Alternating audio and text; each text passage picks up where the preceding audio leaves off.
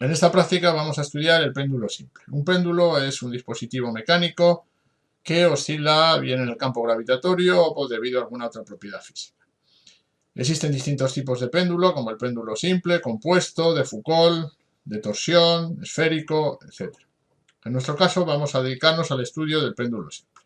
Las principales aplicaciones de este péndulo son la medida de tiempos o la medida de la aceleración de la gravedad. Esta práctica contempla distintos objetivos. En ella vamos a medir longitudes, vamos a proceder a la medida de tiempos y vamos a hacer representaciones gráficas de datos. Además, con estos datos vamos a realizar un ajuste lineal. En esta práctica vamos a medir la aceleración de la gravedad usando un péndulo. Un péndulo es un dispositivo mecánico que oscila en el campo gravitatorio. Existen distintos tipos de péndulo, pero en nuestro caso vamos a analizar o vamos a estudiar el péndulo simple. El péndulo simple es este dispositivo que vemos aquí y que consta de una masa oscilando en el campo en un plano. En nuestro caso analizaremos el tiempo de las oscilaciones y nos permitirá sacar una serie de conclusiones. El péndulo en concreto tiene una serie de aplicaciones como las medidas de tiempo, por ejemplo en los relojes. Un péndulo es el dispositivo que vemos en la figura, péndulo simple. Tenemos por un lado una masa puntual que tiene forma esférica. Tenemos también un hilo que está sujeto por su otro extremo de un punto fijo que proporciona un soporte móvil. Este soporte móvil puede deslizar por una varilla que tiene una serie de marcas. El hilo finalmente acaba en un soporte fijo, también sujeto a la varilla.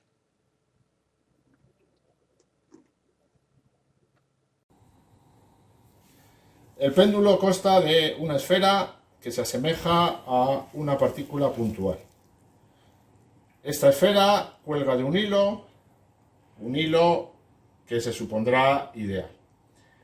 El hilo está sujeto en el otro extremo en un soporte que será móvil y que nos permitirá desplazarlo. A su vez, el hilo acaba en un soporte que es un soporte fijo y que permitirá su sujeción.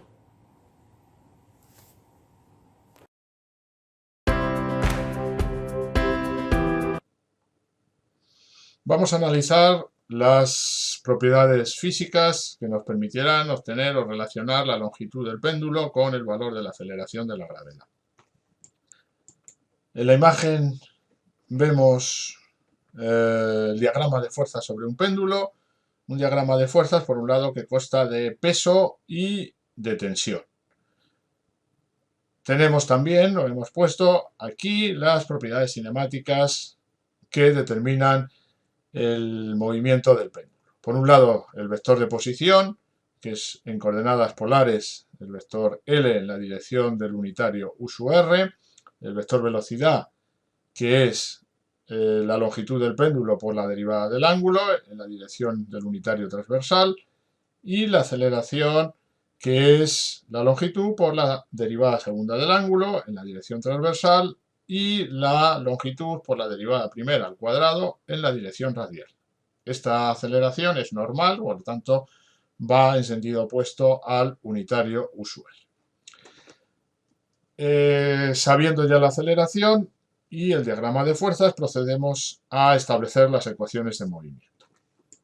Esas ecuaciones de movimiento son dos. Por un lado tenemos la que deriva de la coordenada transversal, en la cual tenemos que la aceleración transversal ml teta dos puntos es igual a la proyección del peso en esa dirección.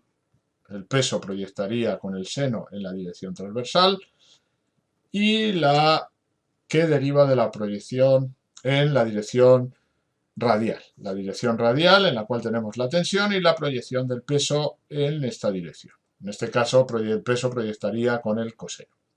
Nos vamos a fijar en la ecuación en coordenadas transversales. Esta ecuación no tiene una solución analítica Con lo cual vamos a proceder a realizar un desarrollo de Taylor para llegar a una solución de ese tipo. Para hacer tal desarrollo debemos suponer que las oscilaciones son pequeñas, es decir, que la longitud del hilo es bastante mayor que la longitud del arco de circunferencia que describe el péndulo en su trayectoria. Ajustamos el seno en torno al ángulo 0 y en ese desarrollo en serie de Taylor obtenemos que se puede aproximar por el ángulo.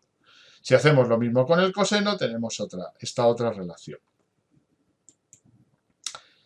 Sustituimos en las ecuaciones de movimiento y, como hemos dicho, nos fijamos en la ecuación en coordenadas polares, pero en la dirección transversal.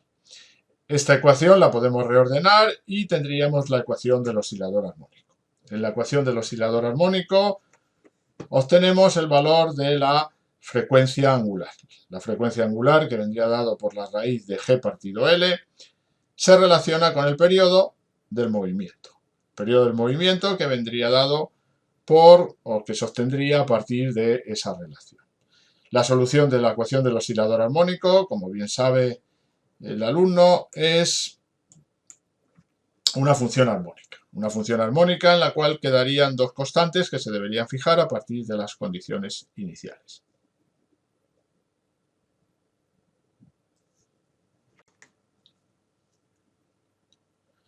El periodo es el tiempo que tarda el péndulo en describir una oscilación completa. Una oscilación completa es una oscilación en la cual el péndulo pasa desde un extremo y regresa a ese extremo. Hemos visto en el modelo teórico que existe una relación entre el periodo y la longitud del péndulo. Esa relación era esta que tenemos en la pantalla y de esta relación podemos despejar una relación más amigable en el sentido de que se parezca a una relación lineal. Despejando la longitud en función del periodo, llegamos a esta expresión.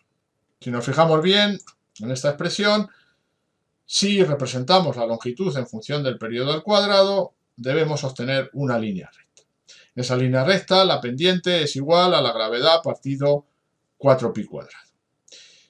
¿En qué va a consistir la práctica? Pues la práctica va a consistir en tomar medidas de longitudes y de periodos al cuadrado y representarlas. Con esos puntos debemos proceder a hacer un ajuste bien matemático por el método de mínimos cuadrados o bien gráfico, que es lo que vamos a hacer en la práctica.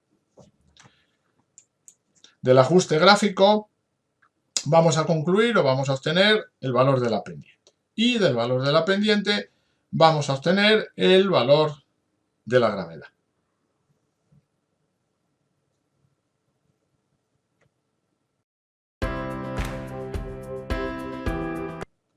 Explicamos cómo proceder en la realización de la práctica. En primer lugar, situamos el péndulo en una determinada longitud que sería la distancia desde el centro de la bola hasta el extremo desde el cual cuelga nuestro hilo. Esa longitud está compuesta de dos. Por un lado, la longitud del hilo, que denominamos H1, y que medimos con un flexómetro, y por otro lado, el radio de la bola. El radio de la bola que calculamos a partir de su diámetro que medimos con un calibre.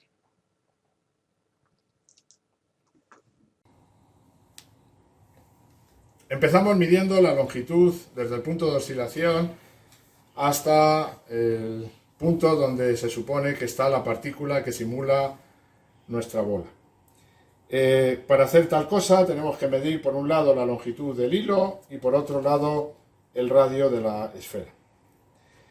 La longitud del hilo la medimos con el flexómetro. El flexómetro lo situamos de manera que midamos desde el extremo de la bola hasta el centro de oscilación.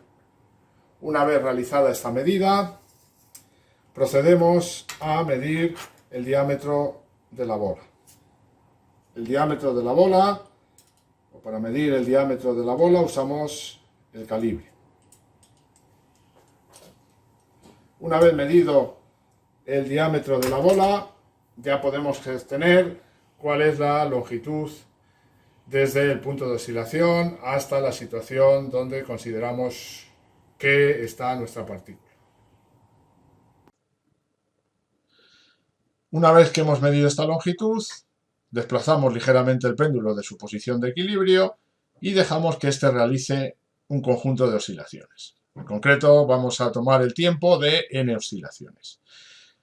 Una vez tomado el tiempo de estas n oscilaciones, para calcular el periodo simplemente dividiremos el tiempo que hemos medido por este valor de n oscilaciones.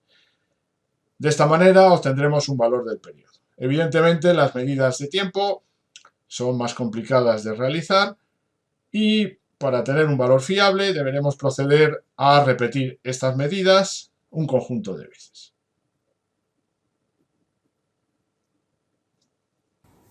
Una vez medida la primera longitud, procedemos a desplazar la bola de su punto de equilibrio. Esta empezará a realizar oscilaciones y debemos asegurarnos de dos cosas. En primer lugar, de que las oscilaciones son planas. Como vemos en el vídeo, el plano en el que realiza la oscilación la bola es paralelo a mi mano. La segunda cosa de la cual debemos asegurarnos es que el ángulo máximo de oscilación respecto de la vertical es pequeño. Como vemos, en este caso la esfera realiza oscilaciones pequeñas en torno a mi dedo. Una vez hecho esto, es el momento de medir el tiempo de un número determinado de oscilaciones. En este caso, debemos medir oscilaciones completas.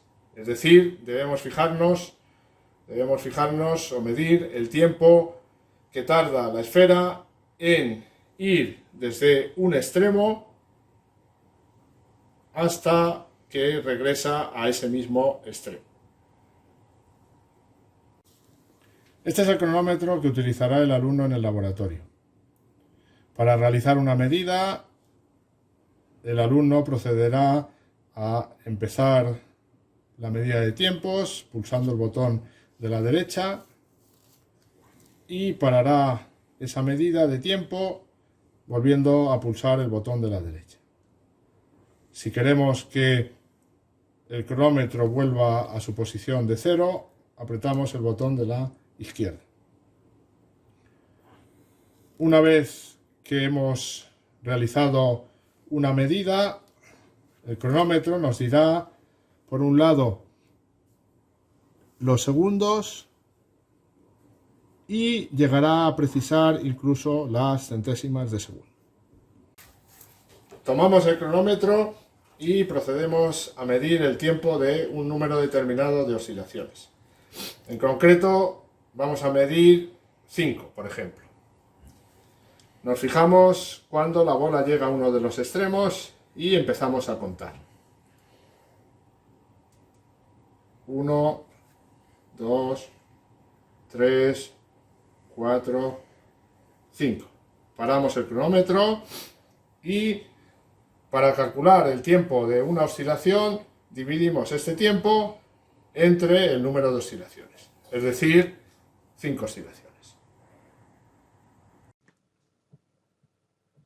Continuamos con la realización de la práctica. Una vez que hemos procedido a la toma de datos para la primera longitud, situamos el péndulo en otra longitud. Para realizar esto, debemos en primer lugar liberar el hilo de su punto de sujeción, aflojando la palomilla correspondiente. Una vez liberado el hilo, procedemos a mover el soporte móvil.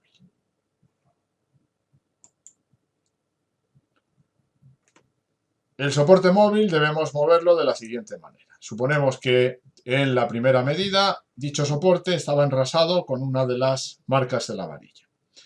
En la siguiente medida, la segunda medida, este soporte se colocará enrasado con la siguiente marca. La separación de una marca a otra, como vemos en la figura, es de 5 centímetros. De esta manera, la variación en la longitud que hemos realizado es de esa cantidad, de 5 centímetros.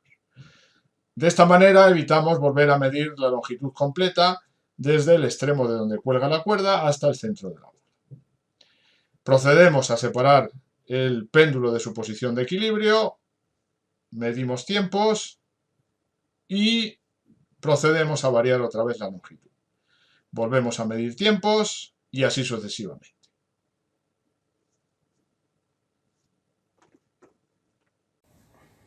Al realizar la primera medida debemos fijarnos en que el soporte móvil se encuentre enrasado con una de las marcas de la varilla.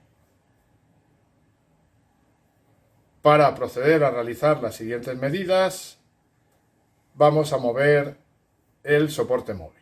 En primer lugar debemos soltar el hilo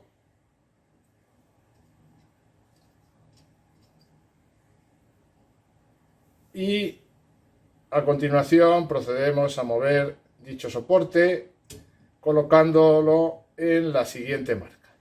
La siguiente marca que se encuentra desplazada una cantidad de 50 milímetros. Por último, procedemos a sujetar el hilo.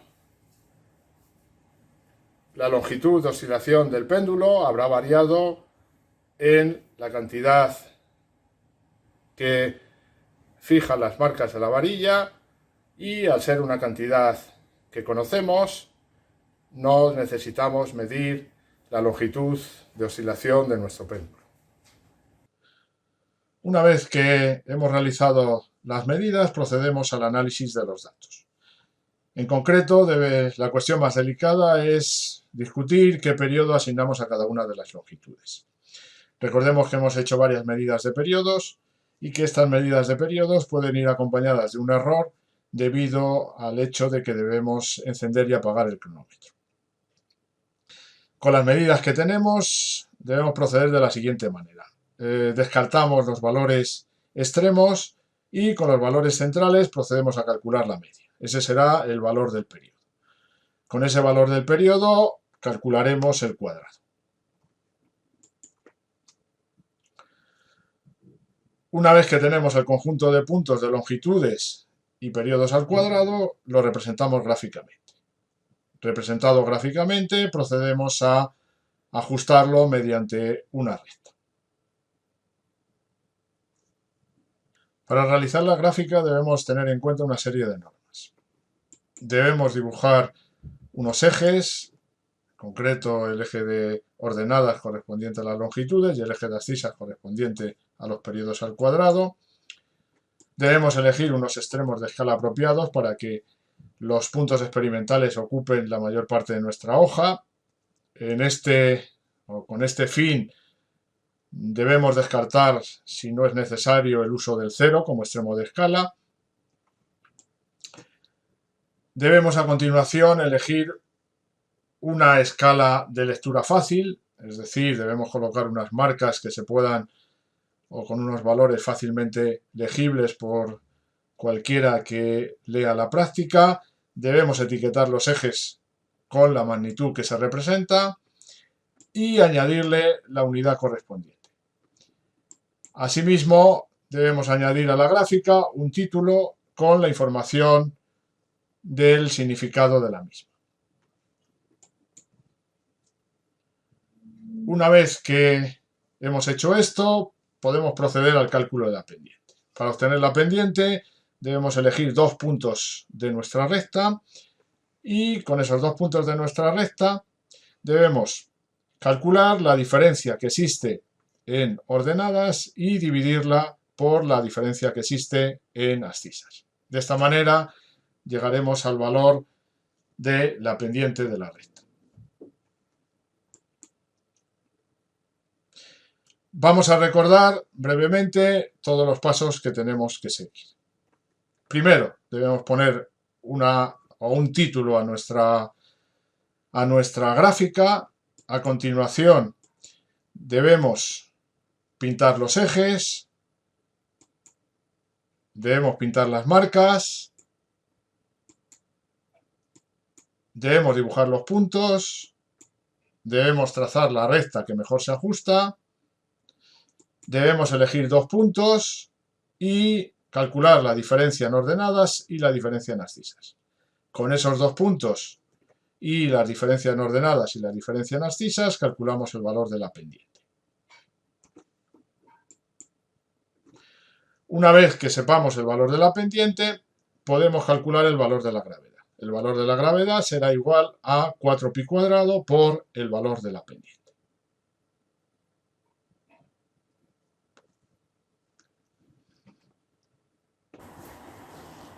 Con las longitudes y periodos medidos por el alumno, procederá a realizar una gráfica experimental y a partir de esta gráfica obtendrá su pendiente y a partir de la pendiente calculará el valor de la gráfica.